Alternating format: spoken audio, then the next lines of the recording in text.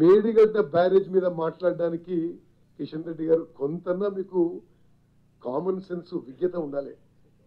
మీరు central minister, మీ కేంద్ర ప్రభుత్వ సంస్థలు ఫైనాన్స్ చేసినాయి. మేడిగడ్డ బ్యారేజ్ కొలాప్స్ గురించి ఈరోజు మాట్లాడుతున్నావు నువ్వు. 21 అక్టోబర్ నాడు pier foundation 5 feets 5 feet collapse అయిపోయినప్పుడు మీరు విజిట్ చేసిండ్రా? మరి 21 అక్టోబర్ అంటే ఈరోజు ఏం తారీఖు? జనవరి 2వ తారీఖు. కేంద్ర ప్రభుత్వం ఫైనాన్స్ చేసిన ప్రాజెక్టు తమ కేంద్ర మంత్రి మరి ఇన్ని నెలలు ఇన్ని వారాల పాటు తమరెందుకు విజిట్ చేయలేదు?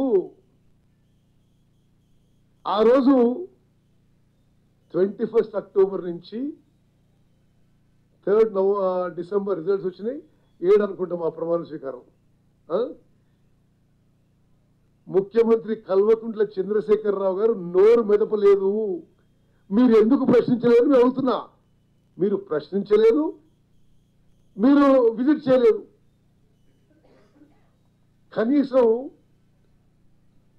కుంగిపోయిన మేడిగడ్డ బ్యారేజ్కి విలేకరులను కూడా అనుమతించకుంటే మీరు మాట్లాడలేదు.